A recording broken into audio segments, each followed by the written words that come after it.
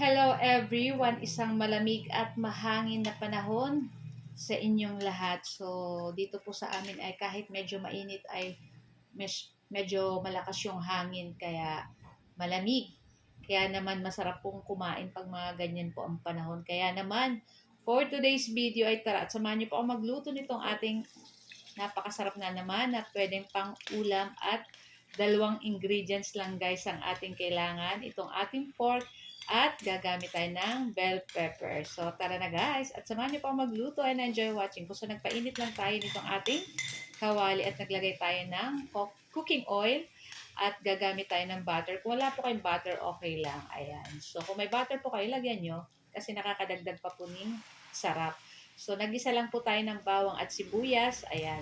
Tapos, hintayin lang natin lumabas yung bango ng ating ginigisang bawang at sibuyas. Pwede na natin ilagay dyan yung ating pork. Ayan. So, yung ating gayat ng ating pork ay strip, medyo pahaba-haba. Parang pang-igado yung slice niya. So, yung nabili namin guys, medyo madami-daming taba. Pero okay lang yan.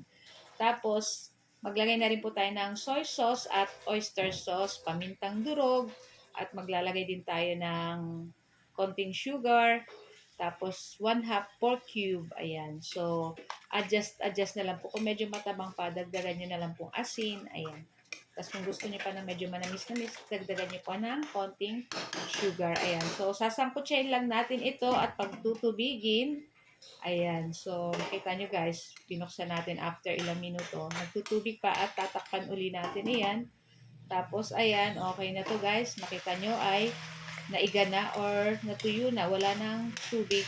Kaya naman, maglalagay po ulit tayo ng panibagong tubig dyan para palambutin pa natin yung ating pork. So, isang basong tubig lang yung ating ilalagay. At lulutuin natin yan sa katamtamang lakas ng apoy. Ayan. So, madali lang naman pong lumambot ang pork basta hindi po sobrang lakas ng apoy at dapat may takip lang. Ayan. So, hinaluhalo ko lang guys.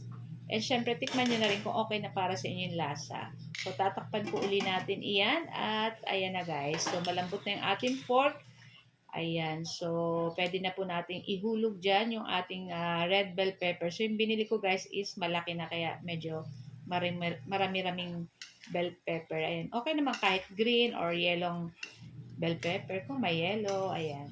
So, ayan na nga at napakabango nito guys and syempre napakasarap. So, papatayin na rin natin yung apoy para hindi masyado maluto yung ating red bell pepper at okay na rin to guys. So, sobrang bango nito gawa ng ating bell pepper at talagang ayan na. So, ready na rin natin ang ating plato at transfer na rin natin yan at ready na rin po tayong kumain itong ating napakasarap na ulam for today's video. Kaya na guys ang mag-isip kung ano po ang tawag sa ganitong ulam. Thank you for watching. Bye! Ciao!